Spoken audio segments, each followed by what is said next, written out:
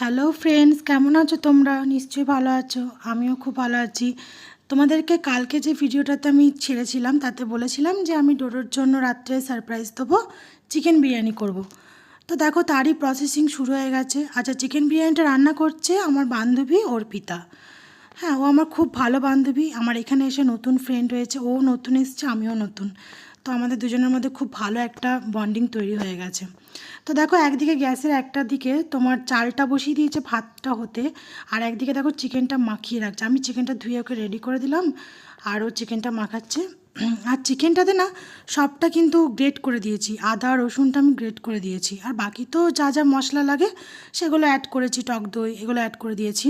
আর এদিকে দেখো পেঁয়াজটা বেরেস্তা করতে দিয়েছি, লাল লাল করে পেঁয়াজটাকে আমি ভাজবো। তো তার জন্য পেঁয়াজটা ভাজা বসিয়ে দিয়েছি। এবার তোমাদেরকে একটা কথা বলি, যে আমি যখন হাওড়া থেকে বর্ধমানে এলাম, তো তখন আমার কোনো বন্ধু ছিল না, মানে বর্ধমানে আমার অনেক ফ্রেন্ড ছিল। এবার যখন আমি ওখান থেকে এলাম তখন আমার একটু মন খারাপ করছিল, কারণ এখানে আমার চেনা পরিচয় কেউ নেই। যেহেতু আমার মাসিরাও দূরে দূরে থাকে, এখান থেকে অনেকটাই দূরে, আর এখানে আমার মা বাবাও নেই, আমার হাজব্যান্ডও বাইরে ডিউটিতে ব্যস্ত, ঘরে টাইম দিতে পারে না। সো আমি একা একা, আমার একটু খারাপ লাগতো, কান্না পেতো, মন খারাপ করে বসে থাকতাম। তো যাই হোক, আমার এই ফ্রেন্ডকে পেয়ে তো আমার এই মন খারাপটা তো দূর হয়েই গেছে। আর এ খুব সাহায্য করে আমাকে। ওর পুচকিপাড়ে একটা মেয়ে আছে, তোমরা নিশ্চয় আগের ভিডিওতে দেখেছো, মিঠাই নাম। তার সঙ্গে আমার ছেলে ভীষণ খেলাধুলো করে, খুব আনন্দ করে। বাচ্চাটা এত মিষ্টি না, তোমরা বিশ্বাস করতে পারবে না। আর আমাকে খুব ভালোবাসে, আন্টি আন্টি পাগলও। তো যাই হোক, ও আজকে বললো যে ঠিক আছে, ডোডোর জন্য বিরিয়ানি করছো যখন, আমি করে দিচ্ছি তোমাকে। তা ওই বিরিয়ানিটা করছে। তো ঠিক আছে, দুজন মিলিয়ে আমরা করছি একসঙ্গে হেল্প করে। তো এদিকে দেখো চিকেনটা কিন্তু মাখাচ্ছে, চিকেনটা মাখিয়ে ও রেডি করে একটা সাইড করে রেখে দেবে। তারপরে আলুগুলোকে কিন্তু ভাজবো আমরা। তারপরে দেখো কড়াতে একটুখানি তেল দিয়েছি, আর এই আলুগুলোকে একটু ভাপিয়ে নিয়েছিলাম। তো ওই আলুগুলোকে একটুখানি ভাজা ভাজা করব। তাতে দিয়েছি আমি একটু ফুড কালার আর একটু লবণ অ্যাড করেছি, আর চিকেনটা মাখিয়ে টাকিয়ে একটা সাইডে রেখে দিয়েছি। দেন দেখো আলুটা ভাজা হয়ে গেলে আমরা চিকেনটা কষতে দিচ্ছি। এবার দেখো চিকেনটাকে কষানোর জন্য গ্যাসে বসানো হয়েছে। এতেও কিন্তু কোনো তেল অ্যাড করা হয়নি, কারণ টক দই থেকে অলরেডি তেল বেরোবে আর জলও বেরোবে, তাই চিকেনে কোনো এক্সট্রা তেল আমরা অ্যাড করিনি। যাই হোক, তো চিকেনটা এখন কষা হচ্ছে। আর অর্পিতা, তোমাকে আমি একটা কথা বলছি, তোমার মতন বন্ধুকে আমি ভীষণ happy. So thank you so much my friend. You are great, সত্যি খুব ভালো বন্ধু হয়েছো তুমি আমার এখানে এসে, and thank you so much. আর দেখো আজকের বিরিয়ানিটা কিন্তু ওই করছে। আর এদিকে দেখো একটা পাত্রে একটু দুধ দিয়েছি, আর এতে তোমার একটু মিঠা আতর আর একটু কী বলে ওটা, গোলাপ জল, কেওড়া জল, সরি, এগুলো একটু মিক্সড করে নিয়েছি। ঠিক আছে, এবার দেখো চিকেনটা আমরা লেয়ারিংয়ে স্টার্টিং করে দেবো। তার আগে দেখো হাঁড়িটাতে না একটা বড় হাঁড়ি নিয়েছি, আর একটু তেল বুলিয়ে নিয়েছি, আর কড়াইয়ে না কয়েকটা তেজপাতা দিয়েছি, আর তার উপরে দেখো একটু গ্রেভি দিয়েছি, ভাত দিচ্ছি। এবার আস্তে আস্তে আমরা লেয়ারিংগুলো স্টার্ট করে দেবো, কারণ লেয়ারিং করতে তো অনেকক্ষণ টাইম লাগে। এবার লেয়ারিংটা করার পরে আমরা একটু 15 মিনিট দমে রেখে দেবো, তাহলেই চিকেন বিরিয়ানি রেডি। আর কথার ওপরেই তোমাদেরকে আরেকটা কথা আমি বলতে চাইছি।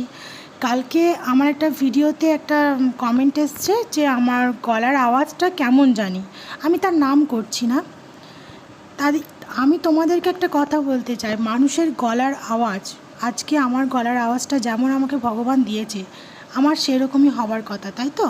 এতে আমার কিন্তু কোনো হাত নেই, তাই আমার কিছু করার নেই যে গলাটা আমার এরকম কেন আমার গলাটা সুন্দর নয়, কেন আমার গলাটা শ্রেয়া ঘোষাল বা লতা মঙ্গেশকরের মতন নয়, এতে আমার কিচ্ছু করার নেই।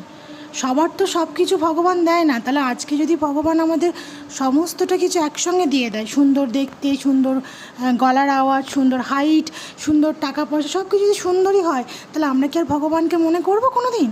কখনোই করবো না। তার জন্যই ভগবান হয়তো আমাদের কিছু না কিছু ঘাটতি রেখে দেয়।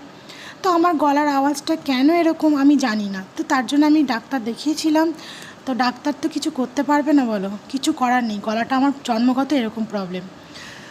তো যদি আমার ভয়েস কারোর ভালো না লাগে তো প্লিজ আমার ভিডিও তোমরা দেখো না, স্কিপ করে দিও। আমার ভিডিও দেখার জন্য আমি কাউকে ফোর্স করছি না, বা আকুতি মিনতি করছি না, বা পায়েও পড়ছি না যে আমার ভিডিও দেখো, কমেন্ট করো। যদি ভালো লাগে, ভালোবেসে যদি তোমাদের মনে হয় যে না দেখবো, তাহলে দেখো। তাহলে কমেন্ট করো, যদি ভালো লাগে তাহলে কমেন্ট করো, তাহলে লাইক করো, আর যদি ভালো না লাগে তাহলে করার দরকার নেই। দেন দেখো, বাদ দাও ওসব কথা, ছাড়ো। দেখো বিরিয়ানিটা হওয়ার পর আমি আমার ছেলেকে যখন খেতে দিলাম, তখন আমার ছেলে দেখো সোনামুখ করে বলছে খুব সুন্দর হয়েছে। আর এইটা শোনার জন্যই আমি অপেক্ষা করছিলাম। আর আমার ভীষণ মনে আনন্দ হয়েছে যে যাক, আমার কষ্টটা করা তাহলে সার্থক হয়েছে। যাই হোক, খাওয়াটা তো বেশিক্ষণ টাইম লাগে না, কিন্তু করতে, প্রিপারেশন করতে মানে টাইমের টাইম। তারপরে তো খাওয়া দাওয়ার পরে তো আছেই বাসন কোসন ধোয়া, ঘর মোছা, রান্নাঘর মোছা। এগুলো তো একমাত্র হাউসওয়াইফ যারা তারাই বুঝতে পারবে যে খাওয়ার কী জ্বলন। সেই যাই হোক, তারপরে দেখো খাওয়া দাওয়ার পরে আমি সমস্ত কিছু পরিষ্কার করে নিয়েছি, গ্যাস মুছে নিয়েছি, বাসন ধোয়া হয়ে গেছে।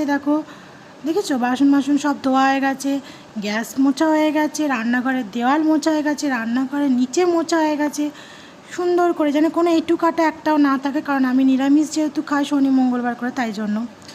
এবার দেখো আমার তো খাওয়া দাওয়া সব কমপ্লিট হয়ে গেছে, সব করে আমি এখন বসেছি। এবার আমাকে মেডিসিন নিতে হবে, যেটা আমার মেন, যেহেতু আমার শরীর ভালো নেই, তো তার জন্য আমাকে ওষুধগুলো খেতে হবে।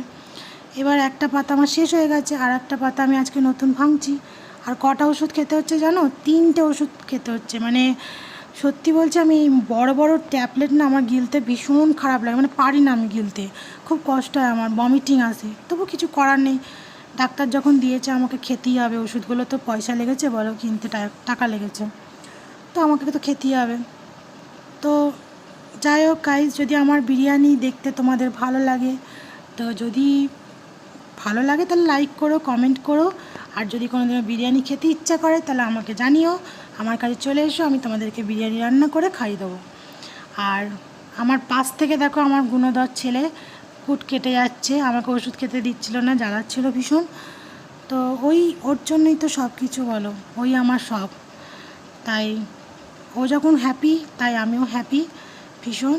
তো সবাইকে এখানেই আমি বিদায় জানাচ্ছি, আমার ভিডিও আমি এখানেই শেষ করে দিচ্ছি।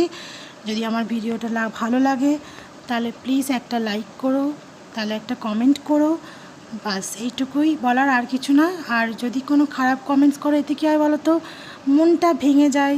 তখন মনে হয় যে আমি এতটাই বাজে যে আমার ভিডিওটা এরকম হচ্ছে, আমার ভয়েস ভালো না, আমি দেখতে খারাপ। যারা কালো তোমরা তাদেরকে নিয়েও কমেন্ট করো না এরকম, তাতে মনে দুঃখ পায় তারা।